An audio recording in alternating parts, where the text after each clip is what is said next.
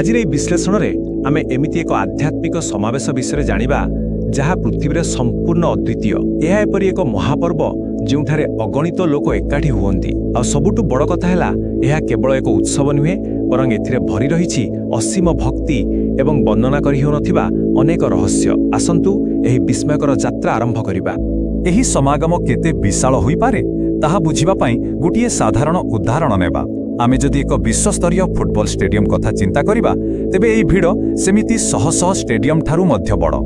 ଲକ୍ଷ ଲକ୍ଷ ଭକ୍ତ ନିଜ ଜୀବନକୁ ଖାତିର ନକରି ଏହି ପ୍ରବଳ ଭିଡ଼ ମଧ୍ୟରେ ପଶିଯାନ୍ତି, କେବଳ ସେହି ବିଶାଳ ରଥର ରଶିକୁ ଟିକିଏ ଛୁଇଁବା ପାଇଁ କିମ୍ବା ଟାଣିବା ପାଇଁ। ବିଶ୍ୱାସ ରହିଛି ଯେ ଏମିତି କଲେ ଜୀବନର ସମସ୍ତ ପାପ ଧୋଇଯାଏ। ତେଣୁ ଏହା କୌଣସି ସାଧାରଣ ସଂଖ୍ୟା ନୁହେଁ, ଏହା ହେଉଛି ଭକ୍ତି ଏବଂ ସମର୍ପଣର ଏକ ଜ୍ୱଳନ୍ତ ଉଦାହରଣ। ଆଉ ଏଇଠି ହିଁ ସାଧାରଣ ଉତ୍ସବ ଏବଂ ରଥଯାତ୍ରା ମଧ୍ୟରେ ଥିବା ବଡ଼ ପାର୍ଥକ୍ୟ ବାରି ହୋଇପଡ଼େ। ସାଧାରଣ ପର୍ବଗୁଡ଼ିକ କେବଳ ଆନନ୍ଦ ଉଲ୍ଲାସ ମଧ୍ୟରେ ସୀମିତ ଥାଏ, କିନ୍ତୁ ରଥଯାତ୍ରା ଏହା ହେଉଛି ଏକ ବିଶାଳ ଆଧ୍ୟାତ୍ମିକ ଏବଂ ରହସ୍ୟମୟ ଯାତ୍ରା ଯାହା ସିଧାସଳଖ ଲୋକଙ୍କ ଜୀବନ ବଦଳାଇ ଦିଏ। ବର୍ତ୍ତମାନ ଏହି ଆଲୋଚନାର ଏକ ନୂଆ ଦିଗକୁ ଯିବା, ରାଜାଙ୍କ ରହସ୍ୟମୟ ସ୍ୱପ୍ନ। ଏହି ସବୁ ରହସ୍ୟର ମୂଳ ଖୋଜିବାକୁ ଗଲେ ଆମକୁ ଇତିହାସର ହଜାର ହଜାର ବର୍ଷ ପଛକୁ ଫେରିବାକୁ ପଡ଼ିବ। ସେତେବେଳେ ରାଜା ଇନ୍ଦ୍ରଦ୍ୟୁମ୍ନଙ୍କୁ ଏକ ଅତ୍ୟନ୍ତ ଆଶ୍ଚର୍ଯ୍ୟଜନକ ଏବଂ ନିର୍ଦ୍ଦିଷ୍ଟ ସ୍ୱପ୍ନ ଆସିଥିଲା, ଯାହାକି ସବୁକିଛି ବଦଳାଇ ଦେଇଥିଲା। ସେହି ସ୍ୱପ୍ନରେ ଏକ ଦିବ୍ୟ ସ୍ୱର ରାଜାଙ୍କ ନିର୍ଦ୍ଦେଶ ଦେଇଥିଲା ଯେ ସମୁଦ୍ର କୂଳରେ ତାଙ୍କୁ ଏକ ଦିବ୍ୟ କାଠ ବା ଦାରୁ ଖୋଜିବାକୁ ହେବ ଏବଂ ସେହି କାଠରୁ ଦିବ୍ୟ ମୂର୍ତ୍ତି ନିର୍ମାଣ କରାଯିବ। ସବୁଠାରୁ ଆଶ୍ଚର୍ଯ୍ୟର କଥା ହେଲା, ସେହି ଦାରୁରୁ ଏକ ଅଜଣା ତଥା ମନମୋହକ ସୁଗନ୍ଧ ବାହାରୁଥିଲା ଏବଂ ସେହି କାଠ ଉପରେ ଶଙ୍ଖ, ଚକ୍ର, ଗଦା ଏବଂ ପଦ୍ମର ପବିତ୍ର ଚିହ୍ନ ସ୍ପଷ୍ଟ ଭାବରେ ଦେଖିବାକୁ ମିଳିଥିଲା। ଏହା ସତରେ କୌଣସି ପୌରାଣିକ କାହାଣୀ ଭଳି ଲାଗୁଛି ନା? କିନ୍ତୁ ଏହା ହିଁ ସତ୍ୟ। ଏହାପରେ ଆସେ ଏକ ଆହୁରି ରୋମାଞ୍ଚକର ଘଟଣା। ଅନ୍ତର୍ଧାନ ହୋଇଯାଇଥିବା ମୁଖ୍ୟ କାରିଗର ଏହି ମୂର୍ତ୍ତି ଗଢ଼ିବା ପାଇଁ ହଠାତ୍ ଜଣେ ଅଜଣା ବୃଦ୍ଧ ବ୍ୟକ୍ତି ଆସି ପହଞ୍ଚିଲେ। ଅନେକେ ବିଶ୍ୱାସ କରନ୍ତି ଯେ ସେ ଥିଲେ ସ୍ୱୟଂ ଦେବଶିଳ୍ପୀ ବିଶ୍ୱକର୍ମା। ସେ ମୂର୍ତ୍ତି ନିର୍ମାଣ କରିବାକୁ ରାଜି ହେଲେ ସତ, କିନ୍ତୁ ଏଥିପାଇଁ ସେ ଏକ ବହୁତ କଠୋର ସର୍ତ୍ତ ରଖିଥିଲେ। ଆସନ୍ତୁ ଏହି 21 ଦିନର ସମୟରେଖା ଉପରେ ଟିକେ ନଜର ପକାଇବା। ଏହା କିପରି ଉତ୍କଣ୍ଠା ବଢ଼ାଉଛି ଦେଖନ୍ତୁ। କାରିଗରଙ୍କ ସର୍ତ୍ତ ଥିଲା ଯେ 21 ଦିନ ପର୍ଯ୍ୟନ୍ତ ତାଙ୍କୁ ସମ୍ପୂର୍ଣ୍ଣ ଏକାକୀ ଏକ ବନ୍ଦ କୋଠରୀରେ ରଖାଯିବ। ପ୍ରଥମ କିଛି ଦିନ କାଠ କାଟିବାର ଶବ୍ଦ ବେଶ ଭଲ ଭାବରେ ଶୁଭୁଥିଲା, କିନ୍ତୁ 15 ଦିନ ବେଳକୁ ହଠାତ୍ ସମ୍ପୂର୍ଣ୍ଣ ନୀରବତା ଛାଇଗଲା। ଭିତରୁ ଆଉ କିଛି ଶବ୍ଦ ଆସିଲାନି। ଆଉ ଶେଷରେ କିଛି ଅଘଟନ ଘଟିଛି ଭାବି ଏକ ଭୟଭୀତ ରାଣୀ ଏବଂ ଅଧୈର୍ଯ୍ୟ ରାଜା ବାଧ୍ୟ ହୋଇ ସମୟ ପୂର୍ବରୁ ସେହି ଦ୍ୱାର ଖୋଲିଦେଲେ। କିନ୍ତୁ ଭିତରେ ଯାହା ଦୃଶ୍ୟ ଥିଲା ତାହା ସମସ୍ତଙ୍କୁ ସ୍ତବ୍ଧ କରିଦେଲା। ସେହି ମୁଖ୍ୟ କାରିଗର ଯେମିତି ଶୂନ୍ୟରେ ମିଳି ଯାଇଥିଲେ। ତାଙ୍କର କୌଣସି ଚିହ୍ନ ବର୍ଣ୍ଣ ନଥିଲା। ଆଉ କୋଠରୀ ଭିତରେ କେବଳ 3ଟି ମୂର୍ତ୍ତି ଥିଲା, ଯାହା ସମ୍ପୂର୍ଣ୍ଣ ରୂପେ ଅଧୁରା ଥିଲା। ସେହି ମୂର୍ତ୍ତିଗୁଡ଼ିକର ହାତ କିମ୍ବା ପାଦ ବିଲକୁଲ ନଥିଲା। କିଛି ଲୋକ ରାଜାଙ୍କର ଅଧୈର୍ଯ୍ୟତାକୁ ଏଥିପାଇଁ ଦୋଷ ଦିଅନ୍ତି, କିନ୍ତୁ ଏହା ପଛରେ ଏକ ଗଭୀର ଆଧ୍ୟାତ୍ମିକ ଦର୍ଶନ ରହିଛି। ପୂର୍ଣ୍ଣତା ଏକ ମିଥ୍ୟା, ଅଧୁରାତ୍ୱ ହିଁ ସତ। ତେବେ ଏହା ସହିତ ଏକ ଗୁପ୍ତ କଥା ମଧ୍ୟ ଶୁଣିବାକୁ ମିଳେ ଯେ ସେହି ଦିବ୍ୟ ଶକ୍ତି ଜାଣିଶୁଣି ଅଧୁରା ରହିବାକୁ ଚାହୁଁଥିଲେ, ଯାହାଫଳରେ ସାଧାରଣ ମଣିଷ କେବେ ବି ସେହି ଅସଲି ଏବଂ ସମ୍ପୂର୍ଣ୍ଣ ରୂପକୁ ଦେଖିପାରିବେ ନାହିଁ। ଏହା ସତରେ ଏକ ଅଦ୍ଭୁତ ବିଚାର। ଏହି କଥା ଆମକୁ ବିଶ୍ୱର ସବୁଠାରୁ ଗୋପନୀୟ ରୀତିନୀତି ଆଡ଼କୁ ନେଇଯାଏ। ନବକଳେବରର ରହସ୍ୟ।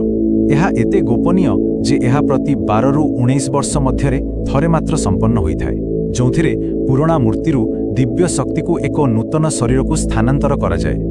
ନବକଳେବର ପ୍ରକ୍ରିୟା ସମୟରେ ଏକ ଅତ୍ୟନ୍ତ ଗୁପ୍ତ ଏବଂ ପବିତ୍ର ବସ୍ତୁକୁ ପୁରୁଣା ମୂର୍ତ୍ତିରୁ ବାହାର କରି ନୂଆ ମୂର୍ତ୍ତି ଭିତରକୁ ସ୍ଥାନାନ୍ତର କରାଯାଏ।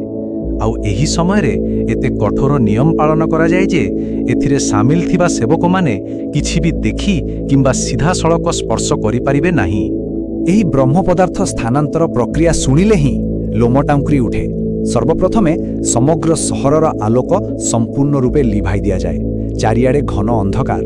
ତାପରେ ଦୈତାପତି ସେବକମାନେ ନିଜ ଆଖିରେ ପଟି ବାନ୍ଧି ମନ୍ଦିରରେ ପ୍ରବେଶ କରନ୍ତି। ସେତିକି ନୁହେଁ, ସେମାନଙ୍କ ହାତକୁ ମୋଟା କପଡ଼ାରେ ମଧ୍ୟ ବାନ୍ଧି ଦିଆଯାଏ।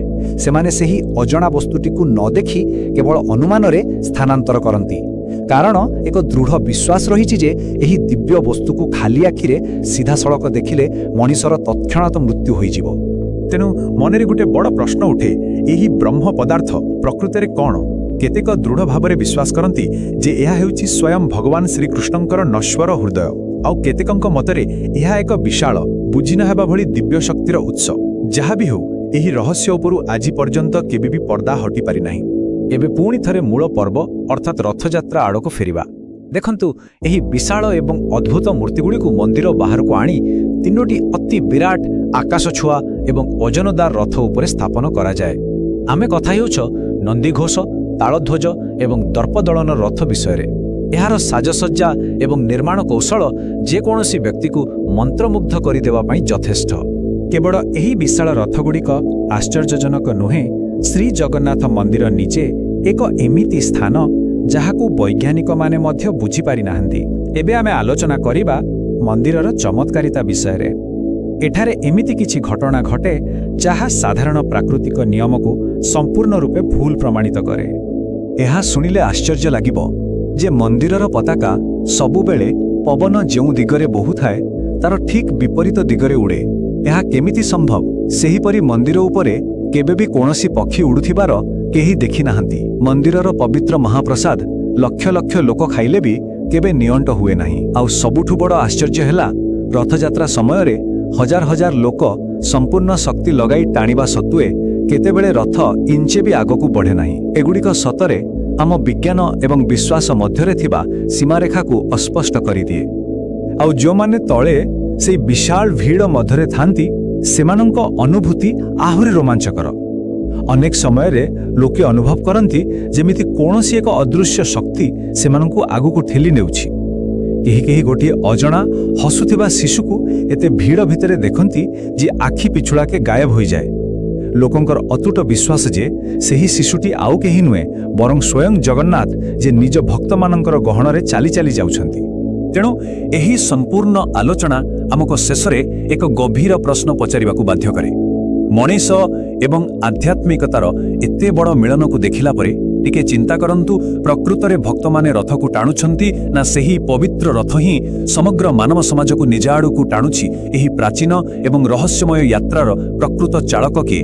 ଏହା ଏମିତି ଏକ ପ୍ରଶ୍ନ ଯାହା ଆମ ସମସ୍ତଙ୍କୁ ନିଶ୍ଚିତ ରୂପେ ଚିନ୍ତା କରିବାକୁ ଖୋରାକ ଯୋଗାଇବ।